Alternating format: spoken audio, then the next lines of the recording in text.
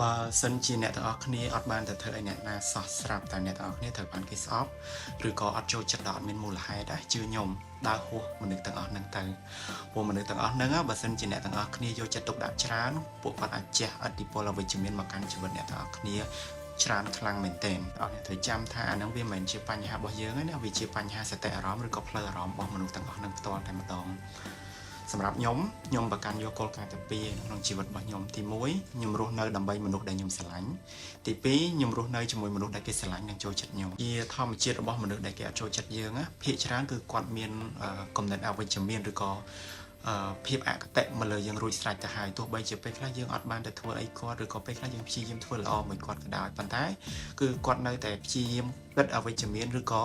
អកតេមកលើយើងគ្រប់នឹងកុំយកចិត្តទុកដាក់មួយពួកគាត់ច្រើនពេក ignore ពួកគាត់ចោលទៅហើយខិតខំប្រឹងប្រែងអភិវឌ្ឍជីវិតខ្លួនឯងធ្វើយ៉ាងណាឲ្យជីវិតយើងរីកចម្រើនធ្វើឲ្យគ្រួសារមានសុភមង្គលហើយព្យាយាមងាកទៅបង្កើនទំនាក់ទំនងជាមួយនឹងមនុស្សដែលគេស្រឡាញ់និងចូលចិត្តយើងឲ្យបានកាន់តែច្រើនព្រោះជីវិតរបស់យើងយើងអាចផ្គប់ផ្គុនមនុស្សគ្រប់គ្នាបានទេប្រក